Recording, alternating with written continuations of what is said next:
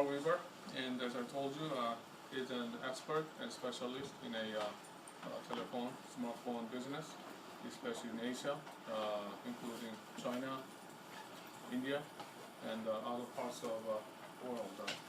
So I'm very happy to have Mr. Weaver to give a talk and share his knowledge and experience with you. And he can introduce himself in Chinese, so we all understand him very well, right?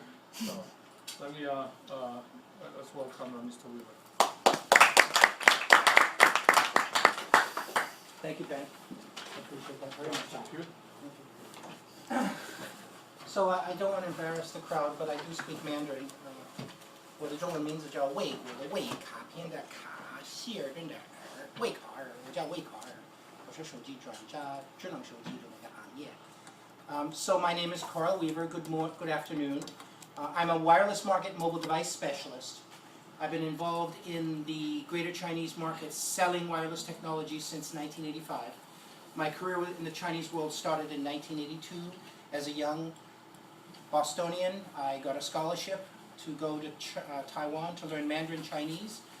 First time I was ever on a plane, I boarded in 1982 for Taiwan, 24-hour flight. I mean, it was really an experience. If you've never been on a flight, number one, but then the flight goes for 24 hours, and then you've never been to Asia, and my Mandarin was not what it is now, I can say that.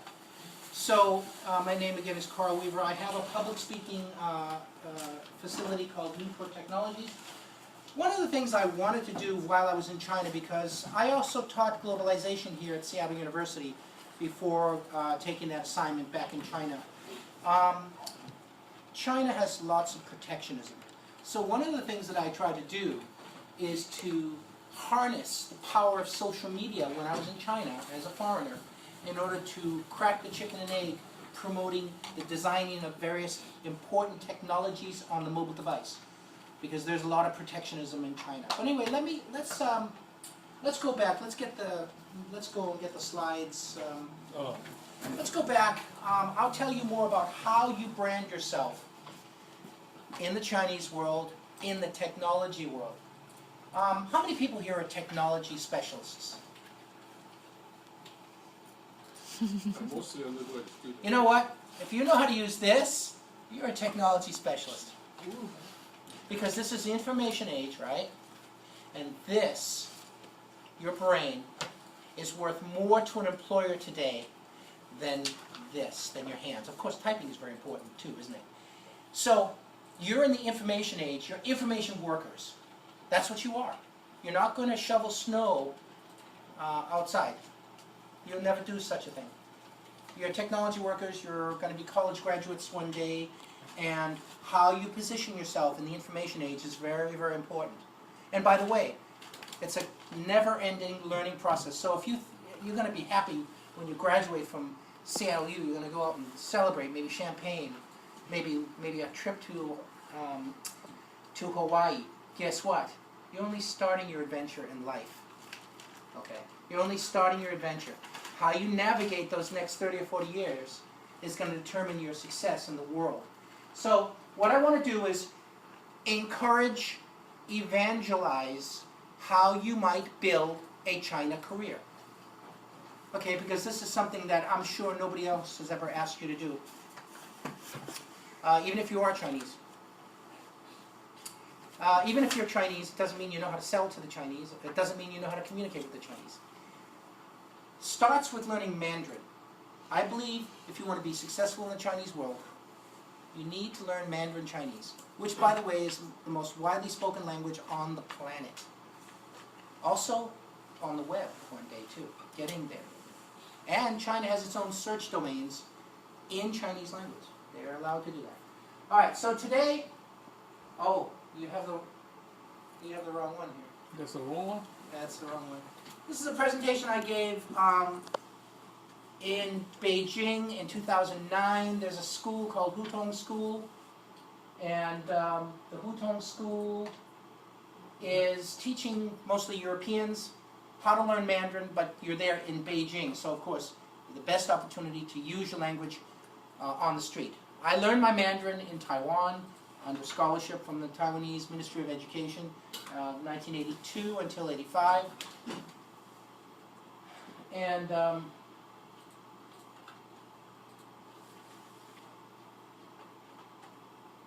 somewhere. I consider, and I've had CEOs of large companies walk up to me and say, Karl, I would kill, not literally, I would kill for the experience of learning Mandarin Chinese as a young person in order to engage the world. Well, I was a bit more fortunate than other people. I always have had a vision and a sixth sense, a premonition of sorts, where the future of technology is going to go, and thankfully, for the most part, where my future is going to go as well. I knew very early on that China was going to be a hugely important place, and I knew that Mandarin Chinese was going to be very, very important when I was still in high school. But I didn't have the facility to learn Chinese because I'm back on the East Coast, and by the way, there aren't that many Chinese language schools or places where you could learn Chinese in 1980 or 1978, okay? Very few. Right? So I basically learned Mandarin a bit through professors from a friend who was learning Mandarin.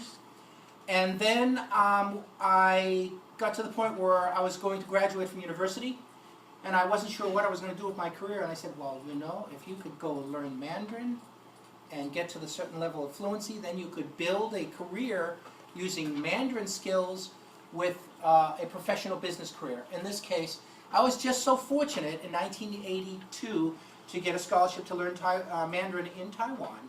I learned Mandarin in Taiwan until 85. In 85, I said, you know, that's it. I have enough language skills under my belt. Okay, good, great for that. I went back to America, and I was there for about 3 months. I said to my mom, you know, Mom, the people here don't have the right view of what's going on in the Asian world. In fact, my mother said, oh, well, just go back to Thailand. I said, Mom, I'm not in Thailand. I'm in Taiwan. And she said, well, don't they have a war there? I said, no. So you see, even for my family, my mom, the perception of what I was doing, where I was going, but she always trusted in what I was doing. I went back to Taiwan in 1985. I got the opportunity.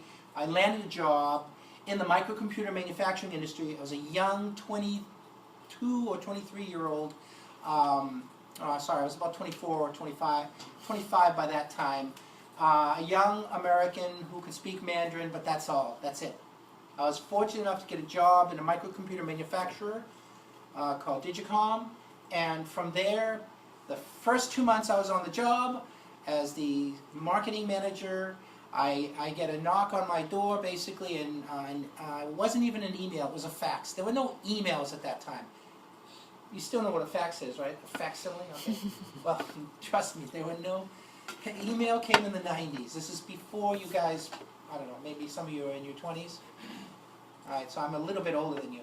Alright, so I get interviewed by Business Week magazine, and I'm going, oh my goodness, what am I going to do? I was green, I didn't really know that much about the industry, or I was just a young guy. So I got interviewed by Business Week. What I learned is be very careful getting interviewed by major American magazines or newspapers, okay, because they do like to twist the truth. Then I worked in Taiwan from 1982 until 1992. 85 until 92. After about 7-8 years, I said, you know what? I have had enough of Asia. It does get to you. You get it in your bones. You get it under your fingernails. And for most foreigners, Americans or other foreign nationals living in Asia, Asia can get to you. It's always good to come back to your home country to revitalize the energies and renew the cells, so to speak. So that's what I did in 1992. In 92, I came back late 92, and in 93 I got married. My wife is from Taiwan. I got married in 93. I decided to settle on Seattle. I had never been here before. So there's nobody to warn me about the rain. But it rains in Boston, and I'm originally from New England, Massachusetts. You can tell by the accent. I still haven't lost that, even though I escaped the Charles almost 30 years ago. I still have a little bit of the East Coast accent. Now, when I came to Seattle in 93, I knew nobody. I knew nothing. I was renting a car. I was living in a hotel. But I had a vision to how to rebuild my career. It's about reinventing your career. You need to reinvent your career after a certain period of time, because you might move to a new city, to a new state, new friends. You're not going to always have those friends that you have for high school and college. You're going to make new friends. You have to make new friends. This is part of socializing with your ecosystem. All right, so 90s, I came back to America, and I built a career in the wireless industry. I started from land mobile radio communications before so-called digital cellular and your so-called dagada, your shoji, your mobile cell phone. I started before that selling to the Chinese world, both Taiwan and China, India, all of Asia, in the 90s, from Seattle, working with about 2-3 wireless companies. I continue to work with other more largely known wireless companies. I worked for Motorola for a period of time. I worked for a company called Intrinsic Software for a period of time. And in 2007, I was looking for another change. I recognized that my cheese was moved. What do I mean by that? What I recognized was, from year 2001, when China joined the WTO, mass migration of factories in the United States moved offshore to China, mostly to China, other parts of Asia, Southeast Asia, but mostly to China. So by 2006, I was still working, but I recognized that if I wanted to advance my career, learn cutting-edge technologies, I really couldn't do it in Seattle. I couldn't do it here. So in 2007, Ben invited me to come and evangelize globalization, because I have a 25-year career in selling and living globally. I've lived and worked on 3 continents. And I thought that was a great experience to come and evangelize to young Americans about building a global career, learning a foreign language. Basically, when I left in 1982, I was not married. I had no tie-downs. My mother said, get out of here, get lost. No, my mother said, go and discover yourself. She said, go west, young man. I actually went further than the west. I went east, the Far East. So that's how I invented my career. So in 2007, when I started to evangelize, and I gave a presentation right here at this class about building, about wireless technologies and building a Chinese career, or building a career in the Chinese world.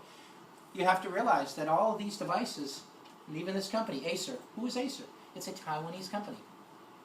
Most of the technology products in your hand are coming from somewhere from the Far East, because that's where all the manufacturing takes place. But I'm here to tell you something interesting. Asia is now very expensive. It's not cheap. Even Malaysia is not cheap. But cheaper than China. Cheaper than China. Okay, so basically, I went to China for a company called Gemalto, and I know you've never heard of Gemalto, and by the way, it's not an Italian ice cream. Gemalto is the largest, it's the global leader in digital security. What do I mean? Does anybody have a credit card? You must have a credit card, right? Pull it out. Don't worry, I'm not gonna spend too much. All right. This is a credit card. This credit card is not made by Gemalto. But if you can see here, this has a magnetic strip. And by the way, you need to get a new one. This has a magnetic strip. What's going on in the world today is these credit cards incorporate a smart card. It's a chip. You probably heard about this. If you go to Canada, you'll see it quite often. It's also incorporating something we call NFC, Near Field Communications. Now, I know you probably haven't seen that before, but it's coming to this country. We're the last country in the world to adopt this technology, quite honestly. We're laggards when it comes to security of credit cards. But we invented the credit card business. Thank you very much. So in 2008, I was in the CTIA show in Las Vegas. I was still teaching, and I was in Vegas giving a presentation, and Gemalto approached me. He said, we need a guy who speaks Chinese, knows the mobile device ecosystem, and who can basically sell and evangelize technology, wireless technologies, to China and Taiwan, the Chinese world. I said, Okay, let me, you want to hire me to do that? And I said, yes. I said, I don't know what NFC is. I'm a wireless guy, but NFC in 2008 was still a new concept for me. I'd seen it, I'd heard about it, I thought it was a exotic animal.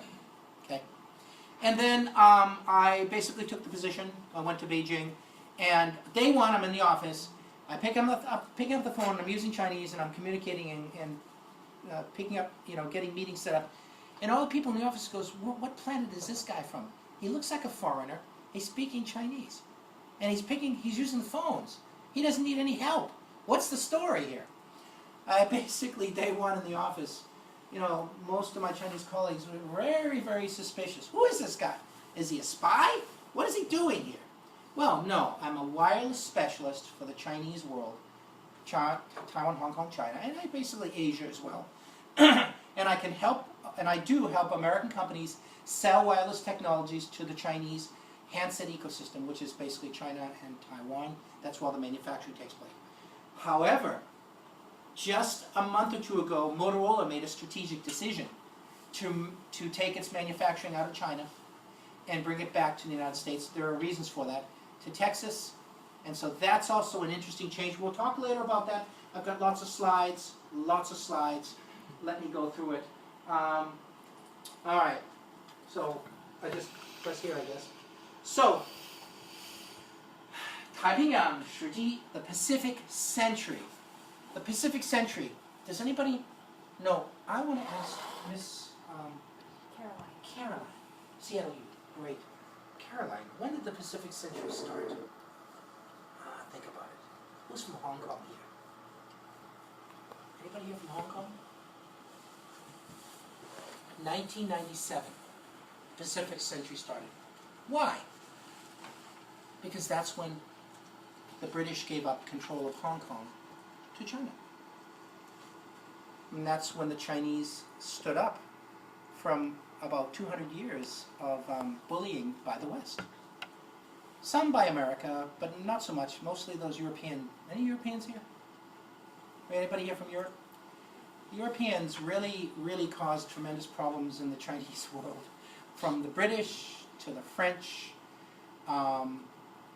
they really caused a lot of hardship for the Chinese world. That's true. We won't get so much into that. Although I'm not politically correct, I also love controversy. Basically, if you know the history of China, you know that both the French and the British caused a lot of problems in the Chinese world. Anyway, let's get back here. Pacific Century. We're talking about a dynamic shift from the west to the east. For what? Labor, technology, also money and wealth. We saw tons of American companies say to their small town factory in Detroit, sorry, your markets are not big enough anymore, I'm going to Beijing. That's what American companies did from 2001 when China joined the WTO. By the way, I had a role to play in that because I was in the WTO here in 1999 representing the Hong Kong government, which had, as a liaison, which had the control of the WTO charter because China and Taiwan were not in the WTO in 1999. And did you know that we had a battle in Seattle? Did you ever see that movie, Battle in Seattle? You guys might be too young for that, but in 1999, you remember that. I was in the middle of that. They never called me to get to Hollywood to be a part of that movie, but I was in the middle taking the second most powerful person in the Hong Kong government through the streets of Seattle to the Washington State Convention Center in 1999 through a riot. I mean, it was bad. They called out the National Guard. You guys were kids when that was going on, so you're probably going, well, I don't know anything about that. Do some research. All right. So the key point here is there's a shift. Okay, there's a shift. But if you want to build a career, starting to learn Mandarin Chinese, Chinese language and customs and culture is a good way to do that. Why? Do you know there are about 10,000 Chinese people working in Microsoft here in Redmond? Probably didn't know that, right? Are there? At least. Maybe 5. I like to fudge numbers sometimes. All right. So the key is that the world has changed. You need to react. You need to be flexible. You need to adjust. If you're part of the problem, you're not part of the answer. If you have a problem, figure out the solution. That's how I look at life. Next. Okay, I usually get a charming person to come up and do my slides for me. All right. So, as I just told you, I built my career starting in 1980 in learning Mandarin all the way to, I just came back in July after 5 years working in Jumonto. My contract was up. The pollution in Beijing is unbelievable. You can imagine, you read that stuff. It's really, really bad. And it's not fog. Okay. So I have built almost a 30-year career in the technology space selling to the Chinese world. Now this is interesting. Failure is simply the opportunity to begin again. Listen, I'm going to tell you, and Ben knows this, everyone fails. You're not walking on air. You will discover, like Superman, kryptonite knocks you down, knocks you off that mountain. So what do? You just keep climbing back up. Life is not going to be a bowl of cherries. And I'm telling you, you're going to have some hardships in your life. Nobody is perfect. All right? We all have problems. We all go through life. But it's how we react to the problems that makes us better, makes us stronger in what we are.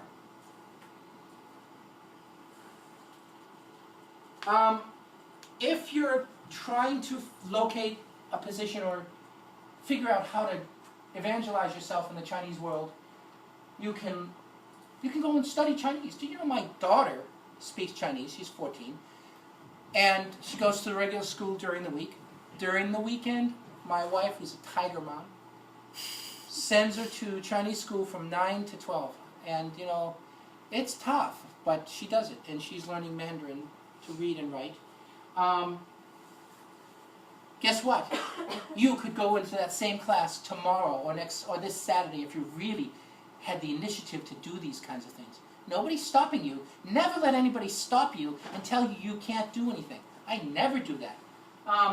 You can apply for internship. You can start your own business in Beijing or Shanghai or Shenzhen or Chinatown. Doesn't matter. Volunteer for an organization. Consider giving presentations. I do that very well. I've given 350 presentations in the past 10 years on technology, mobile technologies, on 3 continents, in 2 languages. Create a website. I've got a website you can go to and look at for reference. Attend networking events. How do you network? You have a business card. You create a business card that is simple. Mine is not. It's very complicated because it's in 2 languages. You create a simple business card. Hi, I'm Ben Kim. I'm the professor or the dean of the Albers. Basically, create a business card. Create a logo which follows you throughout your career. Create a logo. Maybe it's that logo. Maybe it's Fly Emirates. But you create a logo which represents you in the minds of business people that you're going to talk to. So create a business card. Always have the business card with you because you never know when you're going to meet somebody who can benefit your career and who will forget you in a heartbeat unless he has your business card. I know all about sending email and receiving email and ping me, email me later. Trust me, people forget very quickly unless they have a physical thing that they can look at. That's really, really important. I still ask for a business card of everybody. That's the best way you can remember. You might not remember the person's face, but you remember the face on the business card. Some smart people put their face right on the business card, but mostly in the real estate industry, right? Write articles. Write articles and publications. Do what you can do to gain exposure. Now, this is what I did. I created in 2000. In 2002, I had to reinvent myself, and I had to tell and explain to Americans what my career was about. So I created this website. This is a really cool website, and it has my professional career. You know, we didn't have iPods and Sony Walkmans and camcorders when I was starting my career, so a lot of this stuff I had to basically borrow cameras from people to take pictures when I was living, working, and doing other things in China and Taiwan. But basically I have a collection of things. You can go and look at that website for reference. How do you sustain your career? I guarantee you when you reach the age of 40, you're going to suffer age discrimination. You don't think so? Am I right? Absolutely correct. Now, when you suffer age discrimination, what do? Do you go and cry in the corner? No. You reinvent yourself.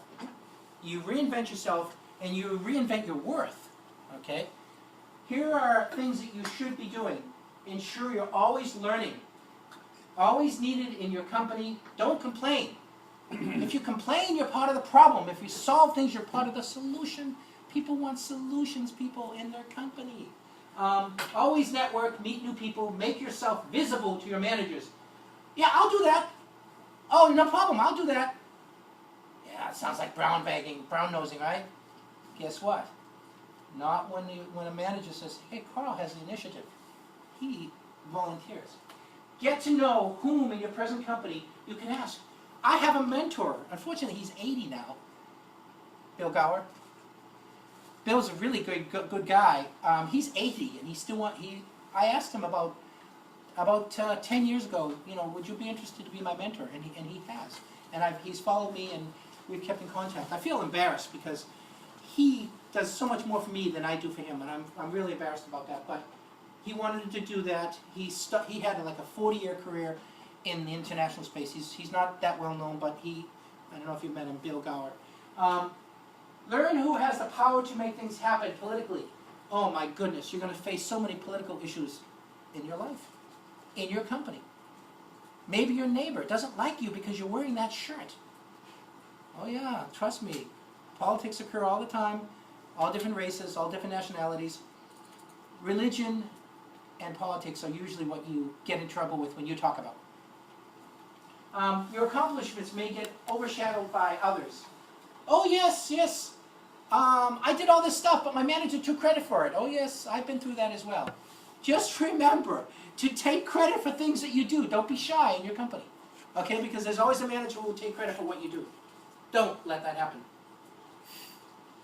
Alright, so these are the things that I'm just going to briefly discuss about the Chinese world. Now, for those Chinese people in the audience, if I've said something incorrect, well, you're very free in the class to critique or tell me, no, that's not quite correct.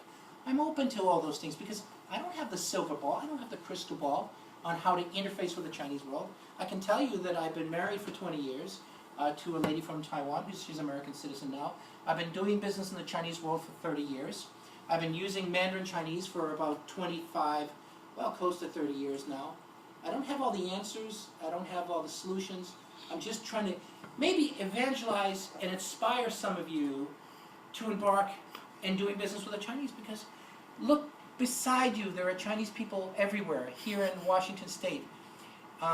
Chinese people everywhere in the world, and Chinese people are the 21st century entrepreneurs. They've done a fantastic job, both Taiwan, Hong Kong, and China, and I think you need to sit up and take notice of that. Partner, work with the Chinese. Remember, Chinese has 5,000 years of history. That's continuous 5,000 years. That's good and that's bad. The good thing is that the Chinese can tell you about all the problems that they've had in those 5,000 years. Oh yes, the Chinese have had lots of problems in 5,000 years. Fortunately, they've learned a lot of things that they don't want to do over. Wars, pest and famine, all kinds of things that we would never experience that they've been through. And by the way, that's not 1,000 years ago. That's 100 years ago. Not that long ago. All right, let's move on. So, it's a subtle art.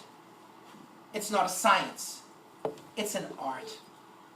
Interfacing with the Chinese world, using your language skills, using the cultural things that you learn. It's not a science, it's an art. Some can do it well, some cannot do it well. Do I do it well all the time? No. Do I continuously try to? Yes. Shaping the business personality, some of the influences, the circle of influence. These are just some of the things that I will show you that I've learned in my career. So let's move forward. By the way, you're very welcome to debate with me, because I love debate. You see, people on the West Coast, they don't debate very well. Or they don't like to. People on the East Coast, we love debate. You can tell me you don't know what you're talking about. I'll tell you you don't know what you're talking about. It doesn't matter. It doesn't matter. Debate is good. Debate is important. It means we're moving forward. All right. So there are a lot of things influencing. In my humble opinion, my opinion is the most important thing is the cell phone that's influencing the Chinese. But there are many things that are influencing the Chinese these days. Unbelievable. Western culture, socialism. Oh yes, it's still a communist country. Don't let them tell you it's not. It's a command capitalist economy, but it's a communist country. All right? You never have to deal so much with that, but you may be involved in negotiating with the government. All right? So just, you have to put those things in perspective. The Chinese know all about us, okay? Don't think that there's something they don't understand about you. They understand about you. It's we who don't understand them. All right? That's a fact. Shaping the business personality. You go into a business meeting with the Chinese and you think, I've got everything prepared. Look at that, I have my list all prepared. Uh-oh, curveball. They ask you questions you're not ready for. They ask for things you're not really willing to offer. So you have to expect the unexpected, because that's what's going to happen. More often than not, that's what's going to happen. I have had some interesting experiences in China. I've even had Chinese people come up to me and ask me for a job. And I have to tell them, well, I can't help you because I'm not HR.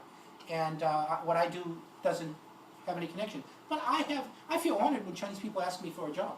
I refer them to the HR because I can do nothing as a foreigner.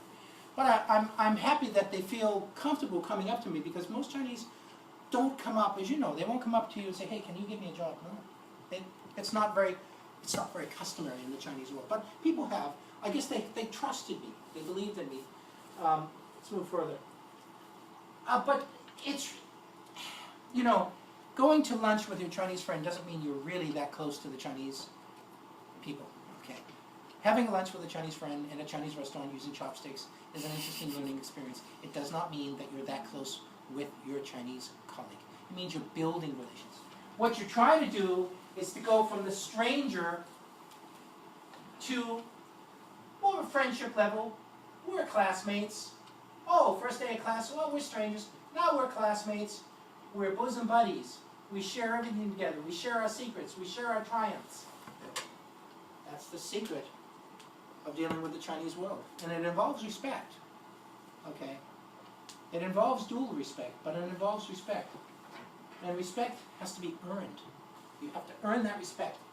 You cannot just say, I'm the CEO of Microsoft. Because he's about to go away, right? Yeah. I'm the CEO of Microsoft, China. You better buy what I want you to buy. The Chinese are going to say, go fly a kite. And they have said, go fly a kite to Microsoft. I'm going to burst your bubble. Microsoft is not doing very well in China. Anybody who says they are does not know what they're talking about. Microsoft is not doing very well in China. Sorry. Confucianism, how it applies to business. Confucianism is somewhat like a religion, but not really a religion. But it's a way of behavior. So we deal with a Western mind. We deal with tasks, then an understanding, and then we try to build a relationship. Well, the Chinese don't do it that way. If they feel comfortable interfacing with you, they may ask for a relationship, to build a friendship with you. They may not really have any intention of asking you for something, but maybe you're an interesting person that they might get to know. That means that they're getting to understand you. Once they've understood you, it's still an embarrassing thing for a Chinese person to ask you for something. Mm-hmm. It's just part of the culture. Very humble. Most Chinese are very humble. But if they ask you for a task, to do something for them, they won't just ask you without knowing you. They won't. They will want to know you before they ask you to do something. Otherwise, it's really non-Chinese to do that. Am I right? Very true. So it's a whole different relationship versus goal-oriented comparison. we're dealing from two different mindsets, from two different types of people in the world today. So we have basic cultural values and ways of thinking. We Americans are very individualistic. This is not a bad thing. We're the most creative country on the planet because of all the set of parameters that we have in place in this country that enable us to do that. But if you think that the Chinese are not creative, you are wrong. You are very, very wrong. Okay? Creativity does not come from being in an open society. I'm left-handed. I've always been more creative than my right-handed colleagues. I know you right-handed people don't agree with me, but I think I am. Anybody left-handed here? Yeah, see, I asked my friends in China, how many left-handed people here in China? They said, I said, come on. Being left-handed is a biological thing. It has nothing to do with Chinese culture. Oh no, we must use the right hand to pick up chopsticks.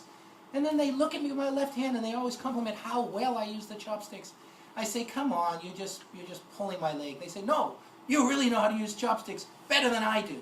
I said, well, okay, it proves one thing. You don't have to be right-handed to use chopsticks. You don't have to be right-handed to write Chinese characters. Ben, what do you think about that? Do you need to be right-handed to write Korean or Japanese or Chinese? Oh, we have a moment of silence here. No, my wife is a left-handed, and she's perfect in writing anything. So. She can join my left-handed club. All right, so as you can see here, Americans do things differently than Chinese. You're not going to be Chinese. I'm not Chinese, and you're not going to turn into Chinese overnight. But you can learn to adjust your mindset and thinking around Chinese people in order to engage them for business, for friendship, etc., etc., etc. You have to. It's embarrassing when I go to a dinner and the Chinese want to offer me chicken feet. I don't like to eat chicken feet. So you know what I do? I tell them I just had surgery on my stomach and I really can't eat chicken. It goes over well. It's a little white lie. It works. It works. You've never had chicken feet, I guess. Oh, don't know what you're missing. All right. Face. I can tell you what. Both my wife and my daughter, when they don't want other people in the room to know what they're saying to me, will start speaking Chinese. Instinctively, I say, why are you speaking Chinese? They don't want somebody from the West to know what they're saying to me. They may be unhappy with me. They may want to tell me a secret. They will start speaking Chinese to me. Face. This is part of being face. They don't want to say something to the public, but they will say it to me in Chinese. In America, or when we're in China or Taiwan or wherever. So, Chinese society, face is unbelievably important. You know, you may think nothing of this person that you're negotiating with, but you must give him face. If you don't give him face, you're not going to get the business. You're simply not. So it's about putting up with certain things, giving face to people. They call it 面子, your face. 不可以丢脸. You cannot make a Chinese person lose face. I guarantee you, you'll never do business. That person will not like you for a long time. They may never like you if you make them lose face. Don't do that. 关系. 关系 has been used and overused a million times. 关系can also almost be equal to respect. If you respect a person, and if that person likes you, they're going to try to get to know you. When they get to know you, they may ask something from you. When you get to know them, you can also ask something from them. But you can't just walk up to somebody and say, can you do this for me? Most people won't do that. Most Chinese won't do that. But if they build a relationship with you and if they like you, they might help you out. It's about building relationships. I don't think it's any different than the West. I think we do the same thing here. It took me years for Ben to smile when I said hello. It took years. I don't smile. 关系 is a network of relationships. I can't tell you how many people have called me out of the blue in China and said, you know, Mr. Karl, we know that you're an NFC specialist. Somebody from this company called me and told me to talk to you about this and that. And I go, oh my God, really? I once went to a meeting in Xi'an with ZTE, which is a handset manufacturer. I have an office here in Bellevue, by the way. Oh yes, the Chinese are here. And basically, I was pitching technology you know, and I didn't get much response from them. A year later, somebody from ZT Nanjing office said, "Oh, we heard about you from the Xi'an office, and they said you're the guy to talk to for NFC and mobile security, blah, blah, blah." I go, "Wow, really? They remembered me?" Yes, they did. It must took a year later, but I got a call, and it's all about connections and networking. There you go. I go visit a company. I think I did a great job presenting technology, but I never got anything back out of them. A year later, their office in another city in China, they call me and say, "Hey, Karl, you know, we want to work with you, blah, blah, blah, blah, blah." So there's no instant return on business. There's no instant return on the guanxi. It could take years. You never know. So that's what guanxi is. Guanxi, okay, means guan, which means to close. It means close and means a system. It means my guanxi with Ben, you people will never know. We have a special guanxi. We do, right? We have a special connection. It's not critical that you know our connection, but it is between he and I. We have a connection. You can build those kinds of connections with people. When you're dealing with Chinese people, you have to build a personal one-to-one connection. Otherwise, you're not doing anything constructive for your business career in the Chinese world. And you have to take the time to do that. You have to take the time. Oh my goodness, there's so many legal regulations in China. It's unbelievable. And you, as a foreigner, you feel so many regulations are very anti-foreigner. You know, I did not have the freedom in China that I do here, that most Chinese people have here. No, I did not have those freedoms. Okay. However, with the right connections, with the right resources, with the right strategy, you can be effective in marketing, promoting, selling your technologies in the Chinese world. And I'll show you how I did that in a minute. The laws change. You sign a contract, the Chinese partner tears it up and says, "No, this is no good anymore. Look at this new regulation from the Chinese government." "I'm sorry, there's a new regulation from the Chinese government saying we can't do this, we can't do that." Oh my goodness. About 10 years ago, people with money in China started buying apartments in Beijing, Shanghai, started buying up apartments because they had money and they could buy the apartment, rent it out for higher rent, okay? But then the Chinese government about a year and a half ago, 2 years ago, said you can only own one apartment and live in that apartment. Otherwise, now it's illegal to do that. Oh my goodness. They almost destroyed the housing market. There's still a housing bubble in China. There's a housing bubble right now in China.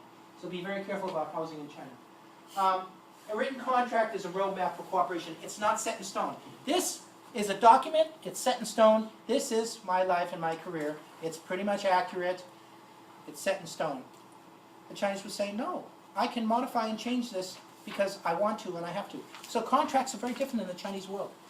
That's why nothing is set in stone, even if it's on a contract, because in China you can change contracts. It happens all the time. All right, that stuff is a little boring, I know, I understand, because you're still students, you know, and you're not signing $10 million deals, but one day you might be. You might be. China invented bureaucracy. I can't tell you, when I wanted to send money back to my family, how difficult was that? I had to get a document from my company every month that says I work in this company. They even want to know my salary. They want to know how many, you know, they want to know everything. A document in Chinese. I get that document every month from my company. Then I go to the tax bureau and I apply for my taxes from the beginning of the year up to that present month. I get 2 documents. I have to take those documents to the bank and say, "Can I please have my money now? Can you please transfer my money back to America because my wife needs it, you know?" So I had to go through the bureaucracy of getting 2 documents, spending like 2 hours in a taxi, going from one place to the other place, then to the bank. And then I get all the documentation in the bank, and they're still looking it over, and they're still looking it over and going, "Do you realize that I've been coming to this bank for 3 years, every month, same procedure, and you still want to make a copy of the documents, you still want to make a copy of the passport, and you still spend so much of my valuable time sitting in a chair when I could be doing business?" Bureaucracy. That's because in China, we foreigners don't have that much freedom. Maybe the word is not freedom. There are a lot of controls on us. and we're monitored, and everything is a document. Everything is a document. It's difficult for individuals to make commitment. So when you go to an office, or when you go to a business, or you go to a factory, and you say, can you do this? They say, I'll get back to you, I'll let you know. There's no immediate yes or no, because there's no yes or no in the Chinese language. It's very flexible. The language is flexible like that. Am I right? There's no real yes or no. It's 可以, 也许, 说不定. There's no yes and no. People normally won't just say yes or no in the Chinese world. That's because the language is flexible, the personality and the culture is flexible. It's not black and white. It's different culture. So, provide an example of commitments not met. Provides an example of commitments not met. WTO access, okay. The WTO is what made China one of the most powerful manufacturing countries in the world today, and that started around 2001, something like that. Before that, a lot of people were very hesitant to go into China. IP problems, infringement issues, but China's now the world's factory. Now, I'm about to tell you that things are changing in China, but it benefits you. Because you don't have to worry about China being the sole manufacturing place for goods anymore. Oh no, that's going to Vietnam, India, eventually the African continent. Yes. I was going to teach that, globalization of technology, but I went to China instead. Technology is going to continue to flow to those countries where it goes, where it wants to go to, and you can't stop the flow of technology. So China is changing. Manufacturing is leaving China. It's still a huge manufacturing base, but daily, weekly manufacturers are going to other parts of Asia, other parts of the world to set up factories. Because the markets there are bigger now, and the opportunities is there. And it's cheaper. Cheaper! I'll tell you how damn expensive Beijing is in a moment, okay? Damn expensive. So these are, I'm not going to get too much into this, but these are just strategies that I've used, tactics and strategies I've used to be successful in the Chinese world, okay? These are the problems for the past decade being in Washington State, well over a decade, and watching how to help Washington State companies, and I find that it's always a situation where the American companies are very weak at some of these things of how to sell to the Chinese world. When I tell them you need Chinese on your business card, most Americans say, no, I don't think so, they all speak English. What kind of mindset is this? This is a mindset of a domestic American. So if there's anything that I want to do today, I want to tell you to think out of the box, okay? Because there are more Mandarin speakers in the world than there are English speakers. And there are more Chinese in the world than there are Americans. And there are more English-speaking Chinese than there are Americans. I know that's a tough thing to think about. There are more Chinese people in China who speak English than there are Americans in America. And of course, more Chinese who speak English than Americans who speak Chinese, obviously. It's almost like on a fingernail how many Americans in this country can speak, read, and write Chinese. It's on a fingernail.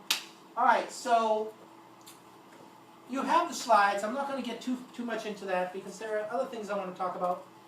I just mentioned to you about branding. These are some of the companies, and this is my own organization. 美国新港科技, this is my own organization. These are some of the companies that I've helped to build, just some of the companies that I was responsible for building the Chinese and English branding for. That was the marketing side of my career. And logos are big now in China. Oh yes. They no longer want to copy your logo. They want to create their own new logo. So if you're a branding specialist, whoa, China's a great market because they're manufacturing and they're creating so many new products. Any marketing people in this office? Bingo. Bingo. China's a great opportunity because they want not only Chinese logos, they want English logos. Yeah. Opportunity there. Opportunity. All right, let me continue. Who has been to China from this office, from this class? Who here has been to China? How long ago was that? 1 year ago. Is China expensive? Yes. but it's not as expensive as here. It's not too expensive. Where did you stay when you were in China? Beijing. What hotel? I was studying there. Oh, you were studying Yeah, in so it's Beijing. cheaper maybe.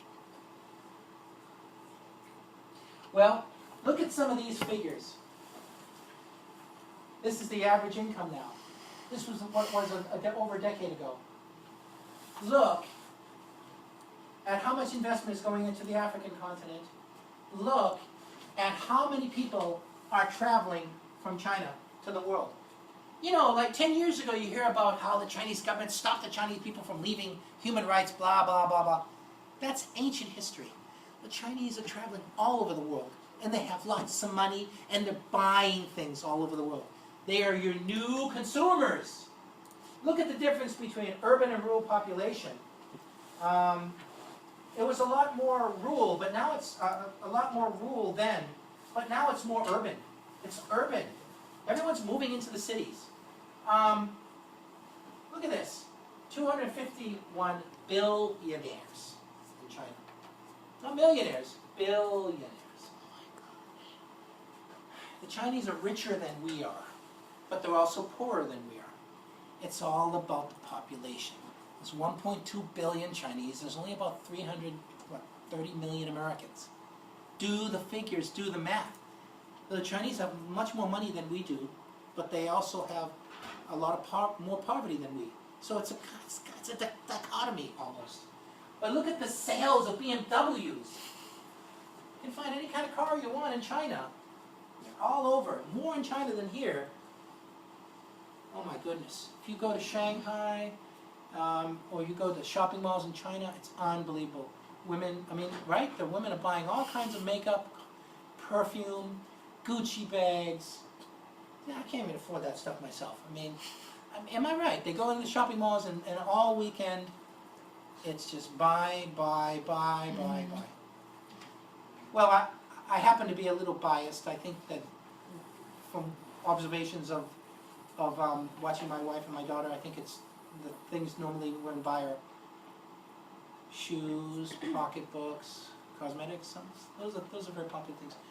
So if you're in that industry, China's a huge market. I'm just trying to tell you that the industries that you're going to, where there may be opportunity for you to sell.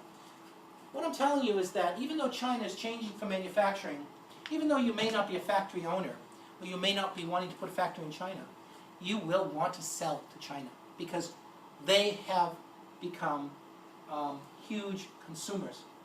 Huge consumers. But they also save a lot. Look at the consumption society in China now. It's for luxury goods, only Japan is below Chinese buyers of luxury goods. My goodness. So when I used to travel back to Taiwan for business from Beijing, most of the people on the plane, of course, are from China, but they're there on 7-day tourist visas. They are basically there to sightsee and buy because Taiwan is relatively cheap for Western goods. Of course, Hong Kong is very, very cheap. Things in China are expensive. So when they can leave the country and buy, they're going to buy. When they go to France, they are all over French stores to buy perfume and all of those things. When they're all over Europe, they're buying lots of things. So that it's a huge consumer market. The demand from China is huge as well. And this has caused a little bit of controversy. It's true that China is expanding its military. China is expanding its territories and what it claims to be traditional Chinese territories. That has come into conflict with the West, with the United States, with Japan, much less so with Korea, but with Japan, with Malaysia, with Indonesia, with Vietnam, even with India. Because about 80 years ago, when the Republic was founded, Chiang Kai-shek, when he was still in China, made these dotted lines of all these very rich resourced areas in Southeast Asia. Okay, and he said these are traditionally all Chinese territories, so we're just going to claim them all.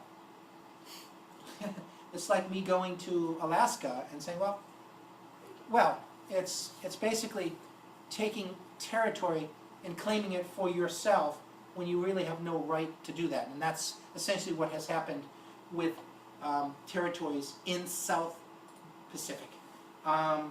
Very controversial, very, very controversial. A lot of countries are not happy with it. China's a huge country, and they're building and they're growing their military. But please understand some of the reasons for them to want to do this. Resources. They're running out of water. No respectable fish would want to float into the rivers and lakes in China. It is the world's major environmental disaster. I got to be honest with you. Am I right? Maybe not. A little sensitive. It's extremely polluted in China, in coastal China. And where are the resources now? For fish, it's Southeast Asia. For other kinds of resources that are not polluted.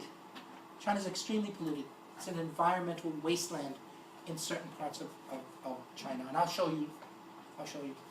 I don't want to discourage you, but I'm just telling you the harsh realities of a society that has been on overdrive for 30 years, building, growing, expanding, but not worrying as much about the economy. And I think every country in the world has gone through this phase, and then they're going to look back and they're going to say, oh my goodness, what have we done to our country? Then they're going to realize they have to spend millions of dollars more to clean it up. That's what Japan did, that's what Taiwan did.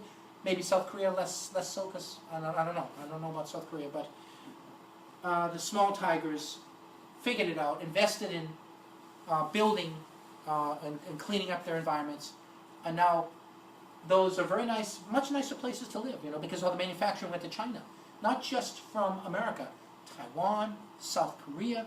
Samsung's making most of their phones in China. Japan and Europe. China is where the manufacturing takes place. Okay, now look at Chinese internet users.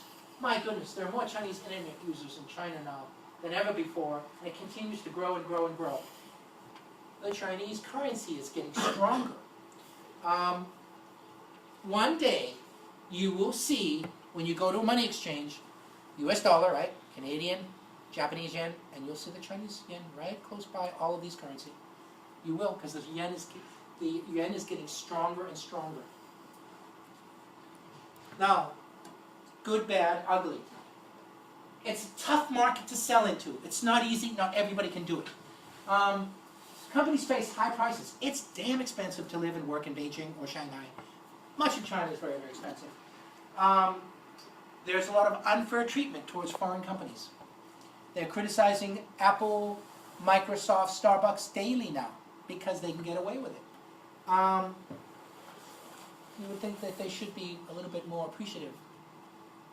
No, that's just because they've learned all the skills and all the technology from these foreign companies, and they will be your biggest competitor. Whether it's a counterfeit product or whether it's a legitimate, either reverse engineer or created product, your biggest competitor is coming from China. In every industry on the planet. That's what you should be observing. That's what I've observed. So nobody's going to help you. You're at your own risk when you go into China now. Chinese government's not going to help you with investments. No. You need to rely on creating new strategies to sell. The good news is that this economy is still growing at 7%. In the United States, what are we at, 2.5%? It's still growing, all right? So 7% seems like a tragedy, but it's not. There's still a lot of money to be made in China. For you, when you graduate from this university, I say don't sit around here trying to get a job at Amazon or Starbucks. My goodness, go overseas where the opportunities for an English speaker, you trade things off. I speak English. I have value in countries that don't speak English as a native language. You've got the value. Western companies will be looking to help Chinese companies. Chinese are going everywhere. They're investing in Seattle. I told Gary Locke about 7 years ago, Gary, you should go to China and talk to all these handset manufacturers and ask them to come here. Gary Locke is a former governor. He's now the U.S. ambassador. I said, Gary, you should invite these cell phone companies to come and set up shop in Seattle, because Seattle is one of the early wireless cities in this country. You probably don't know that, right? McCall Cellular turned into what? AT&T Wireless, right? In the 1980s, we had analog cellular technology in this city. Craig McCall, ring a bell? No. Chinese consumers are buying up foreign goods and services. They want technology, they want products. Now, these are some of the little nasties. Investment. If you have a technology that's not clean, or that's going to pollute the environment, forget it. That China doesn't want your technology anymore. And by the way, they're going to help their own companies to give them tax breaks, and they're going to tell you to go fly a kite. They don't need your investment anymore. Procurement policies. They have something called domestic innovation strategy, which means use Chinese technology whenever possible, and don't use foreign technology. It's a fact. Recruiting talent. China is open-minded to hire foreign talent. They are hiring lots of foreign talent. And they're also hiring what we call these haigui, huaqiao and haigui. Haigui are what? Sea turtles. Huaqiao, you're a huaqiao because you have a Malaysian passport, right? Mm-hmm. So you're not a haigui, you're probably a huaqiao. You're overseas Chinese with a Malaysian passport, and now you're back here in America. Chinese companies would love to hire you when you finish university, because you can speak the language, you're familiar with China. But you know what? They'll hire you as well. All you have to say is ni hao ma. And you'd be amazed how happy the Chinese will feel when you can say just one word in Chinese. It means you've opened up your mind to a different way of thinking, to a different language and a different culture. So don't be ashamed to practice your Chinese whenever you can. Forced technology transfer. Oh boy. They will tell you, I have a different standard than yours. This is our Chinese standard. You want access to my market? Transfer the technology. Joint venture. This is a problem, because all they're doing is they're creating a trade protectionist barrier here that is very difficult for foreign companies. Microsoft is the biggest. I mean, Microsoft went into China, and the Chinese government said, you want to operate in this country? You want us to buy your Microsoft Windows on all our office government computers? You transfer technology. And Microsoft has been transferring technology for a decade to China. Hasn't helped them.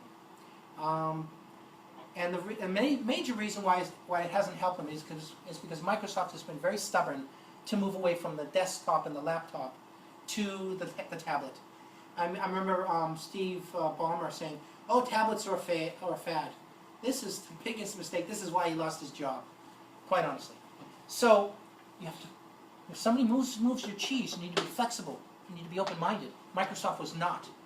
Microsoft's still a very good company. They have a lot of lessons to learn, quite honestly. Cyber espionage. Well, I gave a presentation in Hong Kong in April about how China was hacking, but China is also being hacked. And then I said to people in the audience, quite honestly, everyone's hacking everyone else. I mean, how many Hollywood movies have you seen where there's a specialist who can network into any computer, right? Come on, God, hey, open-mindedness here. Everyone's hacking everyone else. Why? Because we don't have enough trust in the world. We don't have enough friendship in the world, and we don't have enough trust in the world, and so therefore we spy on each other. Everybody spies on everybody else. I hate to tell you. Ben doesn't spy on me, though. Mm-hmm. That's a fact. Now, I told you about there's a little bit of a slowdown. This is when I went to the Chinese world, and I watched how these countries kind of went down. Yeah, now they're at like 4%, right? And China's is kind of come down. It's right about here, I think. The key point is it's still a great place to go and work and live if you so choose to do. But the factory floor is ending. I know this guy, Sean Raines. He's a really interesting fellow. He's half Chinese, half Caucasian. He is very well known in the Chinese world. He married a woman who's connected very heavily with the Chinese government, so he can get away with saying things that most other Chinese people would never dare to say. And he's very straightforward and he's very honest about his assessments. He says basically the end of cheap China, and he's right. He's right. It's ending, but it's not bad for you. It means you now have the opportunity to help a Western company sell to the Chinese world. Bingo. So if you want to have a career doing anything with the Chinese world, sell them something, which is what I do. I sell wireless technologies. The shift is a result of a long-term trend in rising wages. It's expensive. Beijing wants to shift high-value production and see incomes rise. Incomes are rising. It's increasingly urban population has now higher expectations. Yes, everybody in China wants a house, 1.1 kid or one kid, one dog. Actually, more people in China, Hong Kong, and Taiwan have recognized that they don't want to have a child. Women don't want to have children anymore, right? Because it's easier to raise a little doggy. Because my husband works and I work. So basically, it's expensive to raise children now, any place in the world, and China's no exception. Okay, it's expensive. So Taiwan has the lowest birth rate in the world. Did you know that? Taiwan has the lowest birth rate in the world. And of course, in rural China, it's a different ballgame. They won't have more kids than you can imagine, because they help with a rural agricultural economy or society. But on the East Coast, from Beijing to Shenzhen, cosmopolitan Chinese women aren't thinking about having being a baby machine. I don't know. I mean, you might have a different viewpoint of that, but they would prefer to maybe raise one child. But every time I'm in the elevator where I used to live, I always see a young Chinese, cosmopolitan Chinese woman with a little dog, usually a Chihuahua or a little French poodle, that they can hold in the hand. I say, oh, that's cute, and those dogs are dressed better than I am half the time.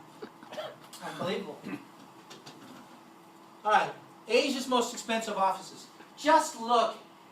Okay, if you've ever been to Silicon Valley, it's really expensive.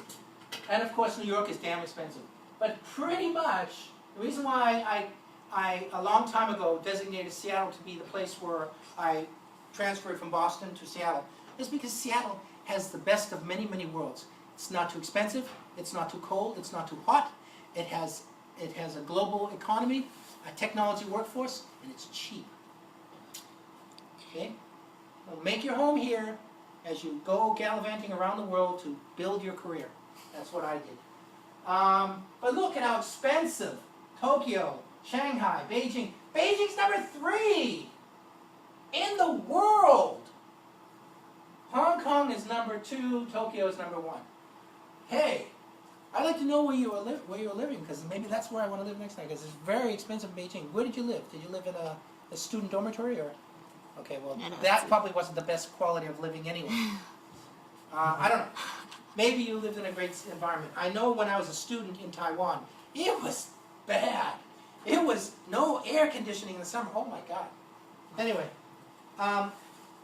Starbucks is more expensive in Beijing than Seattle. Why? Transportation, and basically the cost of energy is more expensive, and the cost of transportation is more expensive in China than it is in the United States. And their logistics aren't as good as ours. They're getting better, but that's why Starbucks is more expensive. And this is a really interesting comment from, they blog in China. They love to blog in China because the government lets them do it to a certain extent. Just don't talk about Tibet, Tiananmen, or Taiwan. Don't talk about those 3 things, the 3 T's. And you can get away with many things in China. You can get away with criticizing the government. They criticize themselves, okay? This is what some guy said. He said, we're now buying the world's most expensive houses, drive the most expensive cars, fill up gasoline from the fastest increasing prices, eat the world's most unsafe food, enjoy the largest number of illness-related bankruptcies caused by the medical system. The medical system is, you go into a hospital in China, you may never come out. Use expensive, slow, and disgusting internet connections. The internet speeds in China. Ben, you criticize your internet speed. Oh my God, this is so much better than what I had in China. And you ignore this to tell me that don't drink coffee. Most Chinese don't drink coffee, but the young business people will go into Starbucks, because guess what? Starbucks, you can go into Starbucks as long as you want. Nobody will kick you out. You can get free Wi-Fi in China and Starbucks. Yeah. So that's why most Chinese people like to meet in Starbucks. Starbucks is a great social networking place to be in the Chinese world. Starbucks has done the right thing everywhere around the world. I'm most appreciative of Starbucks. The internet. Chinese buying so much on the internet. So much. They almost don't want to go to the store anymore. I can just get it on the internet. And then they get the products, and it is really, really cheap. So if you're an internet guy, if you have an internet business you want to sell to China, wine. Washington State wine. Bingo. The Chinese are gaga over wine. They have every single wine you can imagine in Beijing. From Timbuktu to Tokyo to Paris. They've got everything. But Washington State wines are underserved in China. There's an opportunity there to sell more Washington State wines. Online purchasing rules in China. Well, you just see people are buying a lot. Look at the comparison. This is the United States. This is how many people will be buying in China. It's obvious. That's online purchasing. Now, smartphones. I am the first global public speaker on smartphones, delivering presentations in Asia, Europe, and North America in 2003. Late 2002, early 2003. And I told people about what the smartphone is, and people said, no, you don't know what you're talking about. Who in this room does not own a smartphone?